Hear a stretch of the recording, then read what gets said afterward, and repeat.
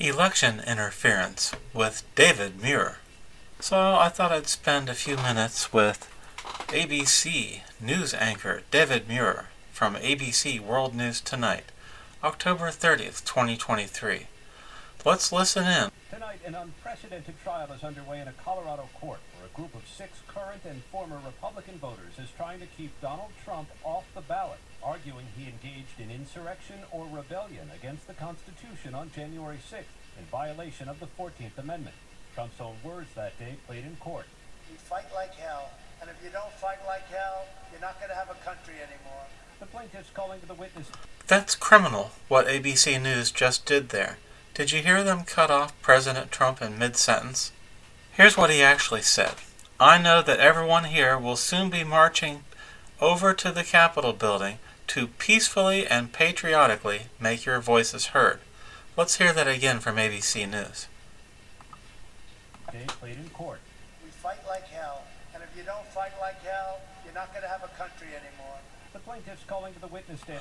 No, I thought we were over this as a country, where a news agency will deliberately edit President Donald Trump into saying something he did not say. He did not instruct anyone to attack the Capitol. ABC News deliberately edited that clip in order to lie to the viewers of ABC News. And Capitol Police Officer Daniel Hodges, and playing video showing him crushed in a doorway by rioting Trump supporters. I have never supported people violently entering the Capitol on January 6, 2021.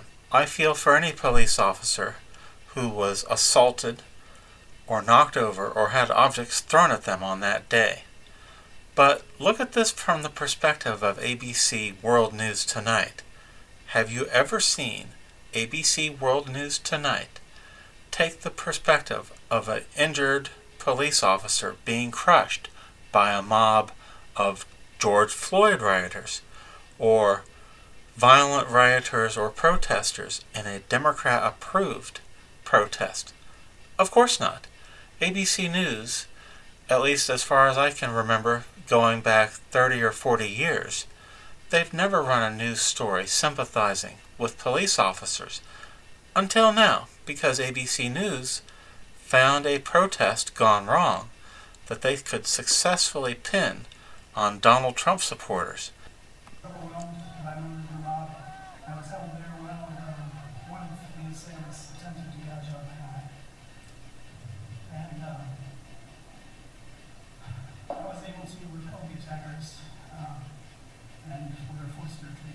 The plaintiff's case rests on the 14th Amendment, originally written to disqualify people who fought for the Confederacy from serving in government. This is the first time it's being invoked to disqualify a president from running for office again. Trump incited a violent mob to attack our Capitol to stop the peaceful transfer of power under our Constitution. And we are here because Trump claims, after all that, he has the right to be president again. Lawyers playing Trump's message to the crowd. We're going to walk down, and I'll be there with you. We're going to walk down. We're going to walk down anyone you want, but I think right here we're going to walk down to the Capitol. But Trump's lawyers today, Again, they interrupted him. arguing the former president did not actually walk down to the Capitol as he said he would. Frankly, So he's not qualified to be president because he didn't jump out of his presidential limo and stand in front of the barricades and protest? President Trump didn't engage. He didn't carry a pitchfork to the Capitol grounds. He didn't lead a charge. He didn't get a Carry a pitchfork. Huh. fist fight with legislators. Trump's team No one was in a fist fight with legislators. None of that happened. dismissing the lawsuit as election interference. a similar case is going to be heard this week. So to the credit of ABC World News Tonight with David Muir, they actually did offer a 2-word quote from Donald Trump stating that this trial itself is election interference. But consider for a moment what David Muir is doing in this news segment. He's presenting you the position of the Democratic Party, and there's no rebuttal. And in fact, he edited Donald Trump's remarks calling for peaceful protest. Does that sound like election interference to you? It does to me. and election interference by David Muir. In Minnesota, there's another one in Michigan, and another set for New Hampshire. Ultimately, David, this seems destined for the U.S. Supreme Court, which has a conservative majority, though. The problem is not a Supreme Court with a conservative majority. Obviously, if a presidential candidate is being attacked in courtrooms all over the country, with federal indictments all over the country, perhaps the federal government is the problem here, not Donald Trump. In the past, that's been no guarantee of rulings in favor of Donald Trump. David? Aaron Gutersky here with us tonight, Aaron. Thank you. Thank you very much, David Muir, but what you're doing here is worse than anything you've accused Donald Trump of.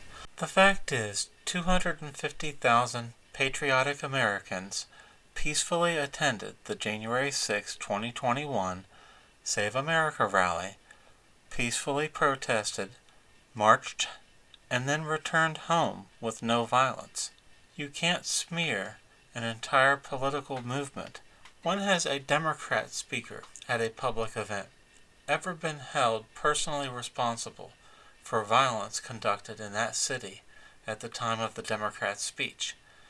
We have no such tradition in our country's judicial system for a speaker to be punished for the actions of every single person in a town that day, and it should not be a new legal precedent for America going forward.